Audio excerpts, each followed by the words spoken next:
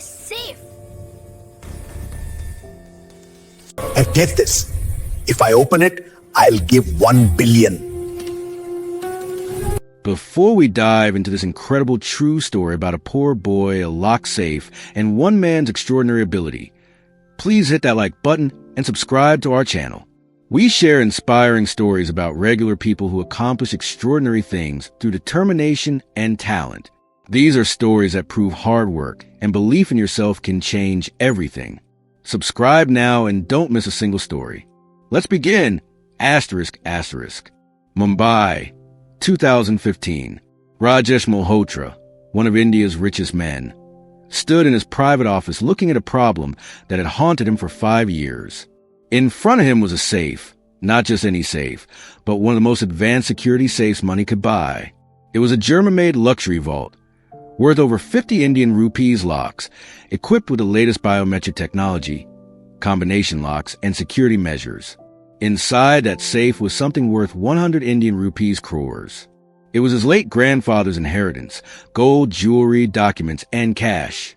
The original combination had been lost when his grandfather passed away. The family had tried everything. They'd called the safe manufacturer. They'd brought in security experts. They'd hired the best locksmiths in India. Every single expert had told them the same thing. The safe was virtually impossible to open without the combination. Rajesh Malhotra, worth over 500 Indian rupees crores, was facing the possibility of losing 100 Indian rupees crores forever because he couldn't open a safe. Then one day, something changed everything. A 17-year-old boy, dressed in worn clothes and worn shoes, walked into Malhotra's office. His name was Adifir. He came from one of Mumbai's poorest neighborhoods. He'd never been to school past the 8th grade. He had no formal training, no credentials, no reason to believe he could do what the world's best experts couldn't do. But Adifir looked at that safe and said 4 words that would change both their lives. "I can open it." Rajesh Malhotra, desperate and skeptical, made an offer that seemed crazy at the time. "If you can open this safe, I'll give you 100 Indian rupees crores, half of what's inside. You'll be a millionaire overnight." Adifir smiled. He didn't look scared. He didn't look doubtful. He just nodded. "Give me 24 hours, he said. What happened in the next 24 hours was a story about talent, determination, and the power of believing in yourself when nobody else does. To understand why Adifir's story matters, you need to understand who he was and where he came from. Adifir was born in Dharavi, one of the largest slums in Asia. His family lived in a 2-room apartment that was barely larger than a closet. His father was a construction worker who earned about 400 Indian rupees a day, barely enough to put food on the table. His mother worked as a domestic helper in wealthy homes, cleaning houses from 6 in the morning until late evening. School had never been an option for Adifir. His parents couldn't afford the fees. They needed him to work and help earn money for the family. So when Adifir was 9 years old, he started working in a small repair shop in his neighborhood. The shop owner, a man named Prakash, fixed everything: locks, doors, windows, electrical items, mechanical equipment. It was a humble business in a poor neighborhood, but it was honest work, and it taught Adifir something valuable: how things worked. Prakash noticed something unusual about the young boy who came to work for him. While other boys would daydream or complain about the hard work, Adifir was obsessed with understanding how locks functioned. He would spend hours studying the mechanisms, taking locks apart, putting them back together. "Why do you spend so much time on this?" Prakash asked one day. "Because I want to understand." Adifir said simply, "If I understand how something works, I can fix it. If I can fix it, I can help people." Prakash recognized something in this poor boy that many successful people spend their whole lives looking for: genuine passion. So he became Adifir's unofficial mentor. He taught him everything he knew about locks, safes, security systems, and mechanical devices. For 8 years, from age 9 to 17, Adifir worked in that repair shop while educating himself. He spent every spare moment studying locks and safes. He read books he couldn't afford by borrowing them from the local library. He watched videos on the internet at an internet cafe, paying 10 rupees an hour from his meager wages. He practiced on every lock and safe he could get his hands on. His friends thought he was crazy. They mocked him for spending his free time studying locks instead of having fun like other boys his age. His teachers at the community center where he took free classes told him he was wasting his time, that he should focus on becoming a laborer like his father. But Adithier had something that no education system can teach. He had an instinctive understanding of how mechanical systems worked. It was like he could feel how a lock should work, the way a musician can feel music. By the time he was 17, Adithier could open almost any lock in India without the key. He understood the science behind security systems. He had an intuitive grasp of mechanics that had taken him years to develop through constant practice and self-study. But he was still a poor boy with no credentials, no certificates, no way to prove his abilities to the world. Then one day, someone told him about Rajesh Malhotra's problem. A customer at the repair shop had mentioned it casually. A wealthy businessman couldn't open a safe, and he was looking for solutions. The story had spread through Mumbai's working-class neighborhoods the way stories do, through word of mouth, through tea shop conversations, through people talking about the rich man's problem. Adithier heard the story and thought, I could probably open that safe. But approaching a wealthy businessman wasn't something poor boys from Dharavi usually did. You didn't just walk into a millionaire's office. You didn't just claim you could do something that expert locksmiths couldn't do. You'd be laughed at. You'd be thrown out. You'd be insulted. Adithier went anyway. Walking into Rajesh Malhotra's office building was like stepping into another world for Adithier. The building was a glass tower in Mumbai's financial district. The lobby was marble and chrome. The security guards were dressed in crisp uniforms. The elevator was faster than anything Adithier had ever experienced. He felt out of place. His clothes were worn. His shoes were held together with tape. His hands were rough and stained from years of working with metal and oil. Everyone around him looked clean, professional, expensive.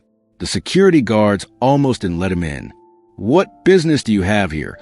One of them asked skeptically, looking Adithier up and down with obvious disdain.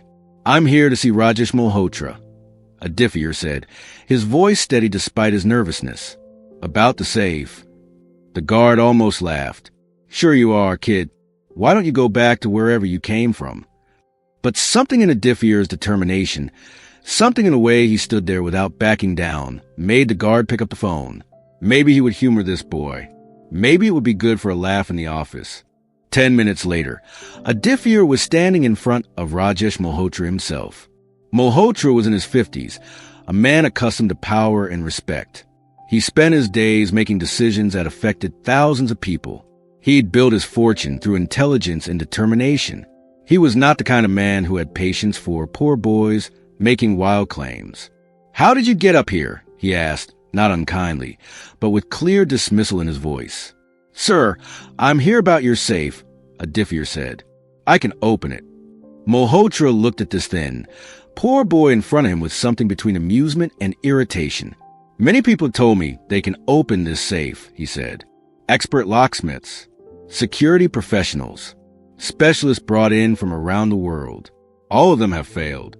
What makes you think you can do what they couldn't? Because I understand locks, Adithier said simply. Not like they do, differently. Something in the boy's confidence made Malhotra curious. Maybe it was desperation on his part. He was running out of options. Maybe it was something else. He decided to see what would happen. That's when he made the offer, 100 Indian rupees crores, if Adithier could open the safe. To Adithier, this was an almost incomprehensible amount of money. His annual family income was less than 2 Indian rupees lakhs. 100 Indian rupees crores was a fortune beyond his wildest dreams. It was the kind of money that could change not just his life, but his entire family's life and his community's life. The pressure was immense. For the next 24 hours, Adithier was given access to the safe. He was locked in a room with it, alone except for a security guard stationed outside. No tools were provided. He could only use his hands and his mind. The first few hours, he just listened. He placed his ear against different parts of the safe, listening to the internal mechanisms. To most people, it would sound like metal and clicks. But to Adithier, who'd spent 8 years studying locks, it sounded like a conversation. Each click told him something about how the lock was constructed. He spent hours feeling the safe, learning its language. His hands moved across the dial, turning it slowly, feeling for the subtle resistance points that indicated where the combination locks were positioned. Other people would have been panicking. Other people would have been trying random combinations or forcing the lock. Aditya was patient. He was methodical. He was doing what he'd learned to do over 8 years, understanding how things worked at their deepest level. After 12 hours, he had a breakthrough. He realized that the safe had a particular weakness, not in its security, but in its construction. German engineering was precise, which meant the manufacturers had built it to very specific tolerances. Those tolerances, once understood, revealed a pattern. He worked through the night, barely sleeping, his mind working on the puzzle. His hands turned the dial forward, backward, listening, feeling, learning. By the 23rd hour, Aditya's heart was pounding. He could feel that he was close. He'd narrowed down the possible combinations to just a few possibilities. His scientific approach, his patient studying, his understanding of mechanical systems. It was all coming together. On his 24th hour, with 1 hour left to go, Aditya heard the sound he'd been waiting for. A small click, a sense of give. The combination lock opened, then the biometric lock, then the secondary mechanical lock. One by one, the security systems opened as if they'd been waiting for someone who truly understood them. The safe door swung open. Inside was exactly what Malhotra had described.